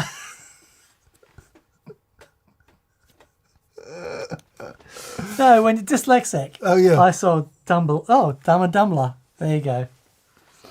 Have you got a favourite dyslexic joke? Did you hear about the dyslexic occultist? He sold his soul to Santa. That was my favourite one. My favourite is two dyslexics, and one says to the other, "Can you smell gas?" And the other one says, "Smell gas? I can't even smell my own name."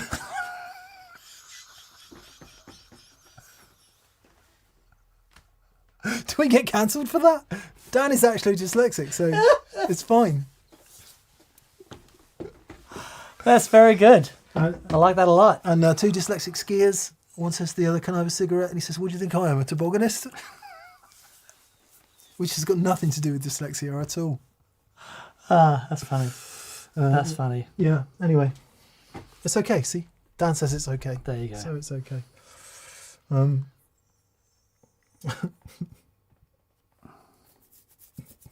Dyslexic agnostic couldn't work out if dog existed, says Combustion Edge.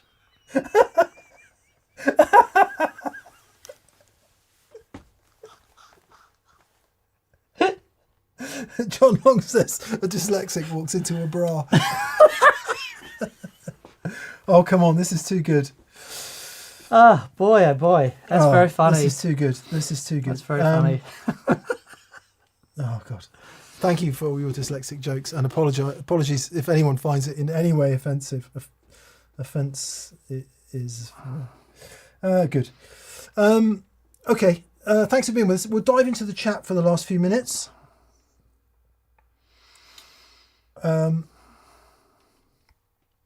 Paul Matilovich says, "It seems like Lizzie is the only gig member who isn't dyslexic." I think you're right. They're a very special bunch of people.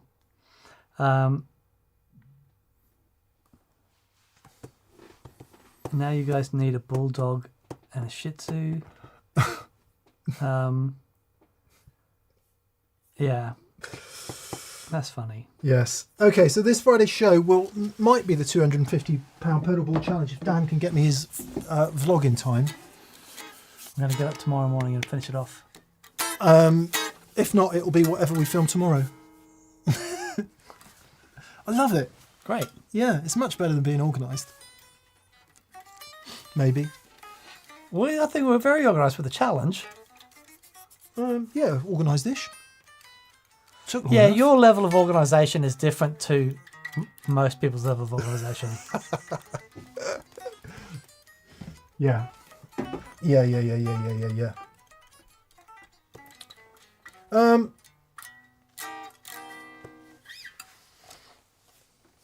Good. Right, anyone coming in with any last questions? Brian Baker says, well, it could be Baker. I think it is Baker. Single K? Baker, make me a cake.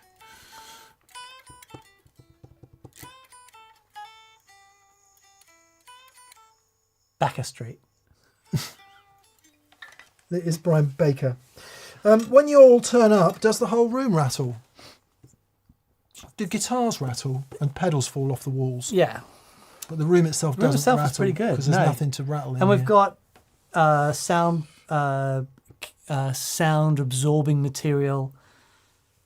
When we first started filming and we had all the sound stuff, we had to add some panels at the back so that we could hear the S's, because it was so dead originally. It was like being in a really crap anechoic chamber.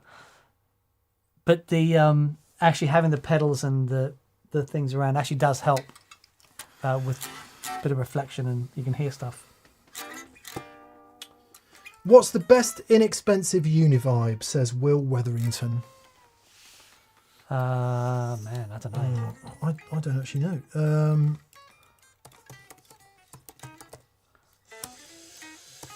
There's got to be one by... Right, okay, so we'll do the moaning first.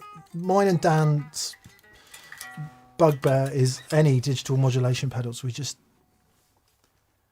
don't like them. Because they don't... Anyway, it doesn't matter why we don't like them. We don't like them because we're lucky boys and we've got access to all the good stuff, right? So when you hear a cheap digital representation of a Univibe, it just never quite does the job. Mm-hmm.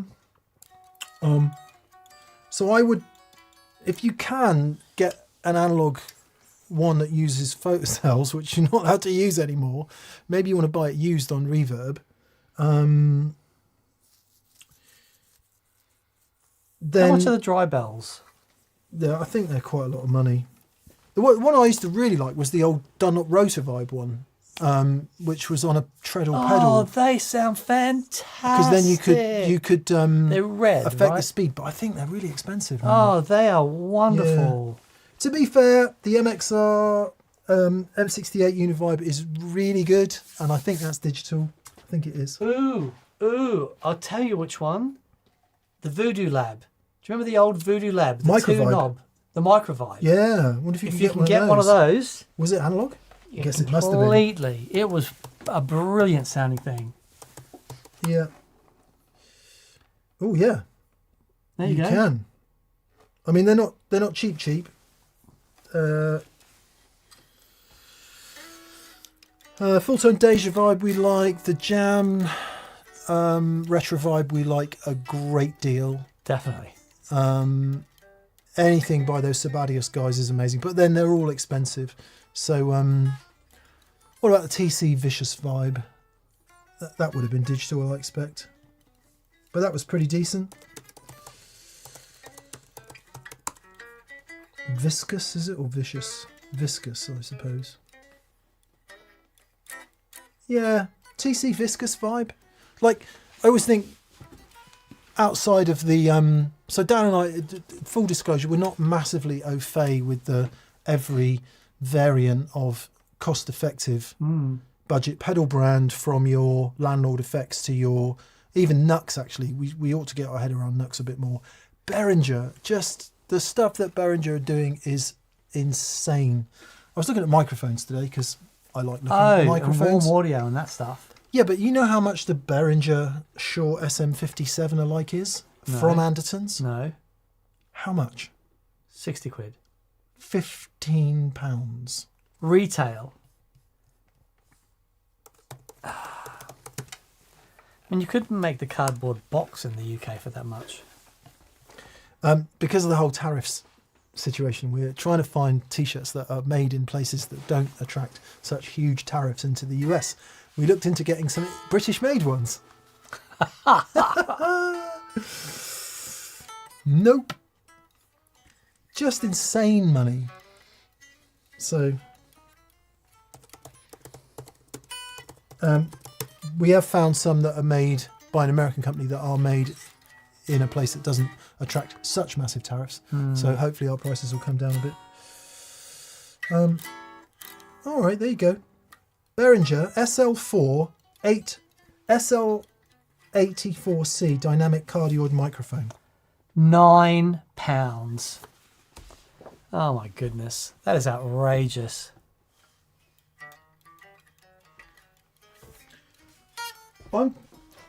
Somebody's not doing well out of that.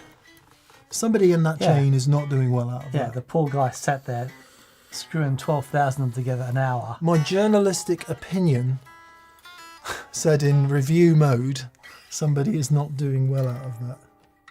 It's just an opinion.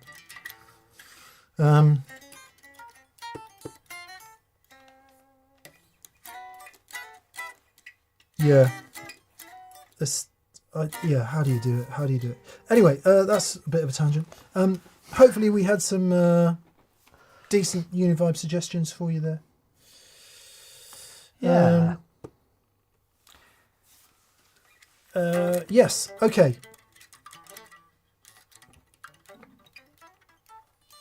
Actually, I do think we did miss a super chat, because I've just remembered it. Peter Fox. Peter, I'm so sorry we missed your super chat. And I hope you haven't turned off already. Apologies. You got a bar gig with a PA for vocals. How do you position your guitar cabinet? He's got a Gremlin 12-inch speaker. And how do you know if the guitar is too loud or too quiet? Oh, that's a really great question. Bar gig, vocal PA, I have it right behind me, far enough away that I can hear it, that it's not just shooting past my legs. if I can only be really close to it, I'll try and lean the cabinet back a little bit so that I can hear it. Yeah. But if at all possible, I want it behind me, but far enough away that I can still get a sense of the volume. Because one of the things with those sorts of gigs, if the amp is right at the back of your legs, they can be some of the most fun gigs because you turn the amp up and you're just like, oh yeah, this is sounding really good. You're killing the people in front of you. Yeah. But if the further back you go, the more of a sense of how loud it actually is you get. That's one of the reasons I like open back Yeah. cabinets in that situation, because a closed back cab can be very directional and really forceful a few feet that way. So can an open back one, but I think with sound coming out the front and the back of it, you just get a bit more a less super directional sound anyway. That's another reason I like 212s and 412s, because even though it sounds insane to have a huge cab, actually just trying to get all your sound out of one 12-inch speaker means necessarily that it is extremely directional, and it's the directionality that's the problem, not the volume as such. Now, one thing you could look into if you were really interested is something like one of these sound deflection panels, and what that does is it sits, let's say this is the floor and your amp's on the floor, it sits in front and the speaker bats straight into that, and it throws the sound up and around, and These are brilliant. it removes that straight beaming directionality, and these do work well. Ainsley Lister uses these all the time, and he sorted those out for me. Deflex Yeah. is the company, but other companies make them, and they can be really effective. What I tend to do, if I've got that situation where, same as Dan, a bit further back so that you're stood a good few feet away from it. First off, I tend to quite often use a tall cabinet, so you do get a speaker higher up at you. Hello, Rosie. Hey, baby girl. But what I will do sometimes is just angle it off. So rather than be angled like into the band and straight hitting the front, I'll just angle it over there where there's nobody standing. Or not too much because you lose the sound of it, but if you just angle it off, sometimes the sound engineer won't moan at you as much either. A lot of people will say, hey, get it up on a chair so you can hear it. That makes much more sense. And it does make practical sense, but I just want my amp on the ground. It sounds better on the ground to me. Yeah. Come Depending on what the stage is. If it's a big, open, boomy wooden stage, I might want to get it off the stage. Yeah. Especially, oh man, I'm learning things about bass amps. Anyway, yeah, that's what we'd do. Beautiful. I'd seriously have a look at a deflection panel. And I used to be able to get these things from Weber called a beam blocker, which you'd actually fit into the amp. And it went across the speaker opening and put a diffusion panel straight in front of the speaker. I don't know about that, but they do exist. Yeah, I used to use those. Yeah. So one, We probably knew the same PR guy who sent if you them to have us. a Come on up here then. one thing about Come on up here. the old AC30s Yeah. is that if you have a look at where the speakers are, the cutout for the speaker, there's basically two semicircles Yeah. and a bit of wood right down Right the down the centre. middle. Yeah. Does a similar job. Okay, Rosie, we'll go gnomes. We'll go gnomes and we will have meat feast. Thanks for being with us, everyone. We'll see you on Friday for more crazy. Yeah. Groovy.